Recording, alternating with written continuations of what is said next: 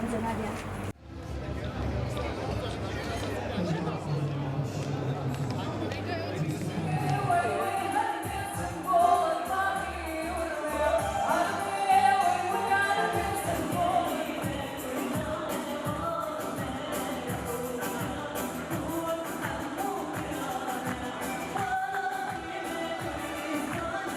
ڕێوارە ئێمە کە هونەرمەندان لێرە کۆبوونێتەوە بەڕاستی دڵمان خۆشە چونکە بۆ بۆنەیەکی زۆر گەورە کۆبوونێتەوە ئەویش بۆ ڕیفراندۆمە بەڵەیە بۆ سەربەخۆیی کوردستان بۆ ئەوەیە کە خوێنی شەهیدانمان بە فیڕۆ نەڕوا هەمومان دڵخۆشین ئینشاڵڵا لە ئاهەنگە گەورەکەش زیاتر دڵمان خۆش دەبیتن ئەو ڕۆژەیە کە سەربەخۆی ڕادەگەیەنێ شایە گەورەکە دەکەین بەخۆشی.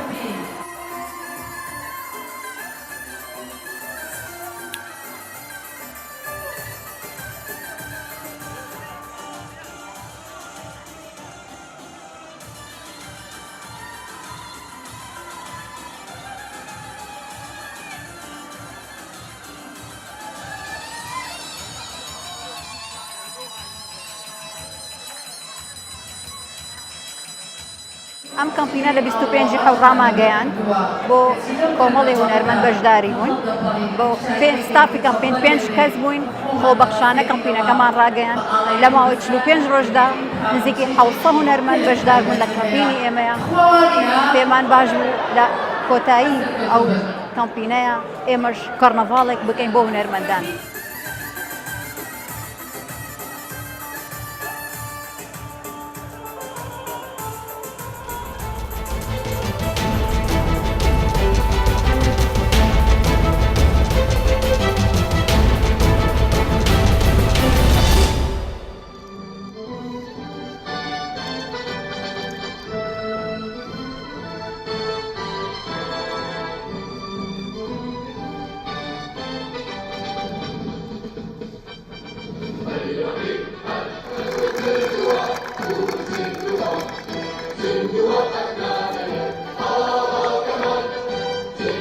ئەمڕۆ ڕۆژێکی زۆر پیرۆز بوو لێرە بۆ سەربەخۆی کوردستان ئەو کەرنەڤاڵن کرد بەشداری لە هەڵکردنی ئاڵای کوردستان کرد وەکو کچە شەیدێک زۆر خۆشحاڵم کە ئەو ڕۆژ دابینم ئینشاڵڵا خوێنی باوکم هەموو شەیدەکان بە فیڕۆ ناچیت سەربەخۆی ڕاگەین ئینشاڵڵا.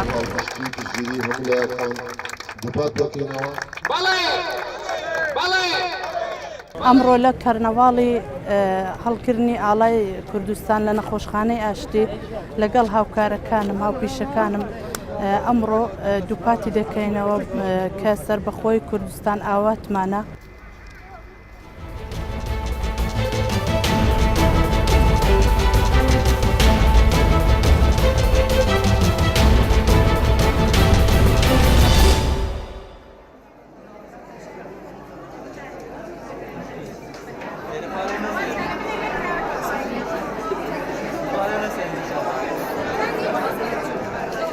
ئامانج لە کارەکانی ئەمڕۆمان ئێوارەی هونەری گروپی خۆرە کە لە 3 بەش پێکاتوە یەکێ لە ئیشەکانمان بریتیە لە نمایشکردنی چەند وێنەیەکی چل کوڕکچی گەنجی شاری سلێمانی ئامانجمان لە نمایشی ئەم وێنانە ئەوەیە کە لە جانی شاری سلێمانی چەند تەعبیرەیەکیان کردووە کە بەدەر نین لەوەی کە وەگۆ شارەکانی تر پێویستیان بە سەربەخۆییە.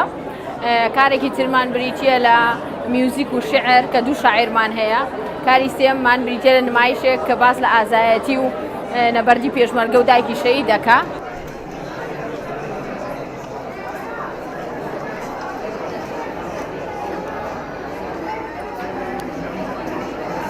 ئامانجی من لە بێژاکردن لەم بەرنامەیەدا ئەو بووە کە توانەوە بەهرەی خۆم پیشانی خەڵک بم و سەرەتایەک بۆ ڕێگەی من چکە لە بروی ئەمە یەکەم هەنگاوم و کۆتا هەنگاوم نابێ سەرەتایەک بۆم و پرۆژەی زیاترم مابێ.